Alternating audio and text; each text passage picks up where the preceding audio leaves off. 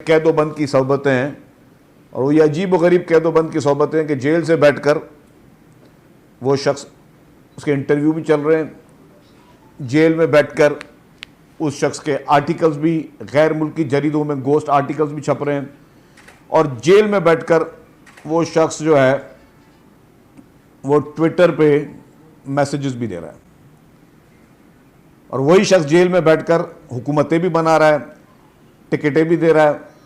अभी मैं एक पीटीआई के रहनुमा का इंटरव्यू देख रहा था जिसमें वो कह रहे थे कि जी हाँ, ये टिकटें मैंने नहीं दी, टिकटें तो खान साहब ने दी हैं।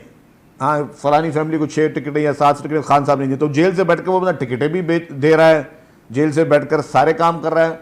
और सबसे कल जो और सबसे घिनौनी हरकत की है, वो जेल से बैठ के पाकिस्तान के खिलाफ इससे और घिनौनी साजिश नहीं हो सकती जिस तरीके से कल जो उसने एक वीडियो ट्विटर पे लगाई है जिसमें उसने मुजीबुर रहमान को कौमी हीरो कह दिया है। हमारे अपने अहम इदारे अफवाज के ख़िलाफ़ बेहुदा, घटिया और मैं समझता हूँ कि गुमराह कुन जो है वो हक़ाइक़ पेश कर रहा है। और वो गुमराह कुन हक़ाइक़ जिसमें मुजीबुर रहमान को हीरो बना के पेश कर रहा है और 1971 का जो सानिया था जिसमें पाकिस्तान के 2 हिस्से हुए, उस साने पे भी सियासत करने की कोशिश कर रहा है, लोगों को वरगलाने की कोशिश कर रहा है। तो मैं समझता हूं और मैं पहले कहता था, शायद मेरी बात सबसे जूनियर समझ के सबने इग्नोर की। मैं कहता था कि इसकी लड़ाई, इमरान खान की लड़ाई जो है वो पीपल्स पार्टी से नहीं है, पीएमएलएन से नहीं है, किसी और पॉलिटिकल पार्टी से नहीं है, किसी जर्नल से नहीं है, किसी इदारे से नहीं है। इसकी लड़ाई पाकिस्तान से है। ये पाकिस्तान को नुकसान पहुंचाना चाहता है और पहुंचाने की कोशिश कर रहा है क्योंकि ये शख्स हम पर थोपा गया है, ये शख्स हम पर प्लांटेड है। ये शख्स जो भी पाकिस्तान के साथ इस वक्त कर रहा है, मैं कुछ चीज़ें आपको दिखाऊंगा और जब वो चीज़ें आपके सामने आएंगी तो क्योंकि मैं तो एज ए पॉलिटिकल मुखालिफ हूं ना, मैं तो कोई भी इल्ज़ाम लगा सकता हूं और यही इंप्रेशन लिया जाएगा कि मैं जो बात कर रहा हूं एज ए पॉलिटिकल मुखालिफ की करूंगा। लेकिन मैं जो कुछ चीज़ें आपको दूंगा शायद आपने पहले भी देखी हो, लेकिन उनको आपने कड़ी से कड़ी ज़रूर जोड़ना है। ये शख्स चाहता क्या है? मैंने कहा कि जिस तरीके से ये पाकिस्तानी इदारों के खिलाफ, आप ये सोचें जब सकूत ढाका हुआ था तो कितने मासूम लोगों की जानें गई थीं, कितने लोग शहीद हुए थे।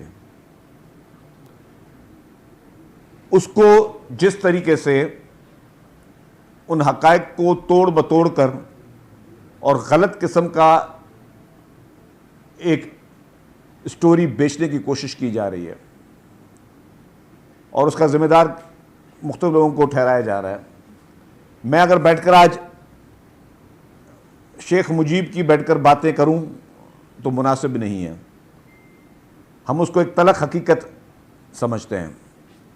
आप आज कौम को, नौजवान नस्ल को गुमराह करना चाह रहे हो, गलत गलत वीडियोस चला के, एडिटेड वीडियोस चला के आप अपने मुल्क के इदारों को बदनाम करने की कोशिश कर रहे हो। और वो कौन से इदारे जिसकी बैसाखी पे चल के आपने अपनी पॉलिटिक्स स्टार्ट की है, जिनके एहसानात आपके ऊपर हैं, आपकी नस्लों के ऊपर एहसानात हैं। वरना क्रिकेटर, अल्हम्दुलिल्लाह क्रिकेट हमारा सबका पैशन है। पाकिस्तान में हर साल 25 क्रिकेटर आते हैं, 25 क्रिकेटर जाते हैं। आपको अवाम ने अगर इज्जत दी तो उसके बाद फिर आपने कोई एक बैसाखी पकड़ी, जो बैसाखी पकड़ के आप कहां तक पहुंचे। और वो हज़रत अली वाला कौल, जिस पे एहसान करो उसके शर से डरो। आप एक एहसान फरामोश शख्स हो इमरान खान, आप एक एहसान फरामोश शख्स हो। और आपकी एहसान फरामोशी मेरे कहने पे नहीं, मैं आपको वो आपके अपनी अल्फाजात के जद में दिखाऊंगा कि आपने क्या किया। तो एनी हाउ, तो मैंने कहा कि जिस तरीके से 1971 के पूरे वाक़यात को, हालात को गलत तरीके से पेश किया गया, उसकी पुरजोर मजम्मत भी करता हूँ और मैं कहूँगा कि हमारी कौम आंखें खोले, ऐसे बहरूपिये इमरान खान जैसे लोग हैं जो गलत तरीके से आवाम गुमराह कर रहे हैं, उससे जान छोड़ें। आप पहले वीडियो चलाएं जो कि खान साहब ने कल जिस तरीके से इदारों को घसीटने की कोशिश की, हमारे फौज को घसीटने की कोशिश की, उसके खिलाफ मसख हकायक पेश करने की कोशिश की। अब आपने देख लिया कि ये शख्स जब इक़्तिदार में था तब ये शख्स उसी फौज की तस्बीह पढ़ रहा था, जैसे इक़्तिदार से हटा तो उसी इदारों के खिलाफ घिनौनी मुहिमें चला रहा था।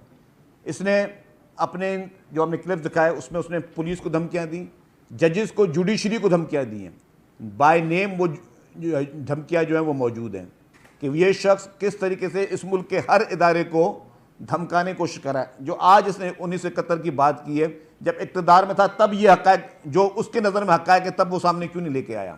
अगर इतनी ही इंसानियत थी, इतनी गैरत, जुर्रत, सब चीज़ें थी कि जब वज़ीर आज़म की कुर्सी पे मौजूद था तब बैठ के आवाम को इस तरीके की बातें गुमराह करने की क्यों नहीं बताई।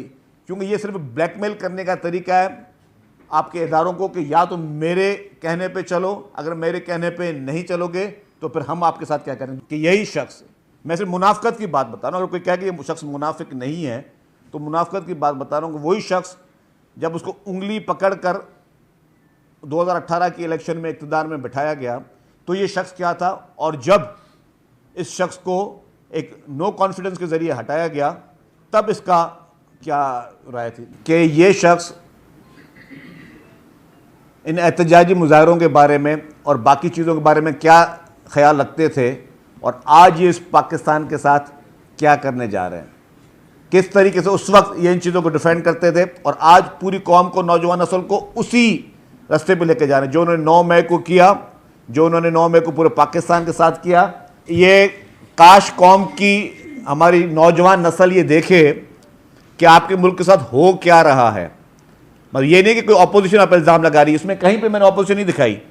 ये मैंने आपको आज़ाद मीडिया दिखाई जो कि ये बता रही थी कि शौकत खानम के नाम पर कितने पैसे आए और कितने पैसे जो कि कैंसर हॉस्पिटल की मद में वो ज़ाती इन्वेस्टमेंटों में लगाए गए हैं। ये आपके भारतीय मीडिया बैठकर शादियाने बजा रहा है, वो खुशियां मना रहा है कि पाकिस्तान में कोई शख्स है जो कि पाकिस्तानी कौम को डिवाइड करने में तुला हुआ है।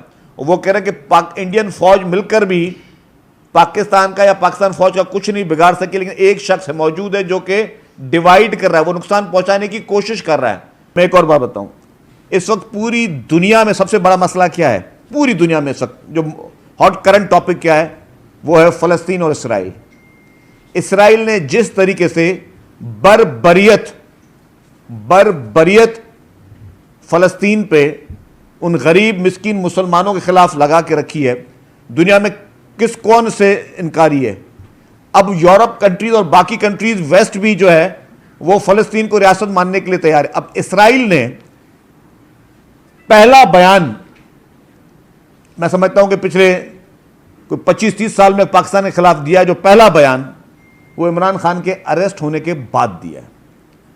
अब वो इसराइल जिसने ह्यूमन राइट्स की वायलेशन के रिकॉर्ड तोड़ दिए, मासूम बच्चे वहां शहीद हो रहे हैं, खवातीन शहीद हो रही हैं, जो वहां पे लोग पूरी नस्ल कुशी हो रही है फ़लस्तीनियों की, मुसलमानों की, वो हमें बोल रहा है कि जी हमने ह्यूमन राइट्स की वायलेशन कर रहे हैं इमरान खान के अरेस्ट पे।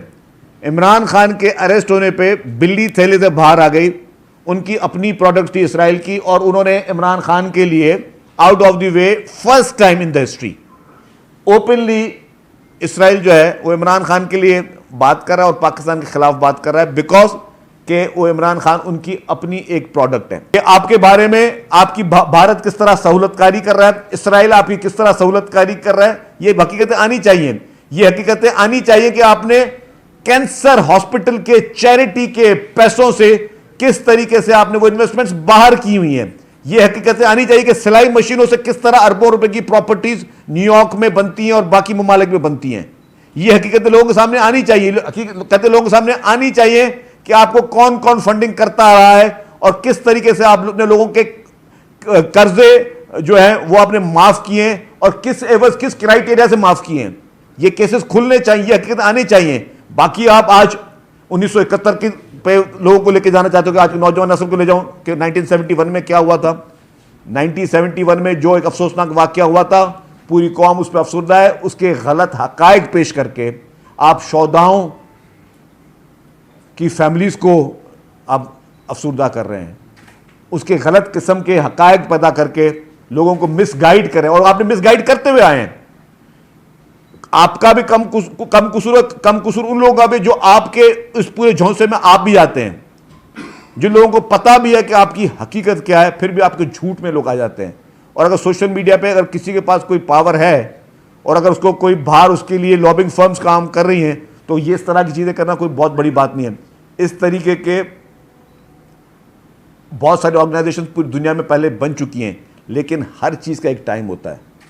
और आपका भी ये जो टाइम है, इंशाअल्लाह ताला कानून के दायरे में रहकर ये टाइम भी पूरा होगा, आइन के दायरे में रहकर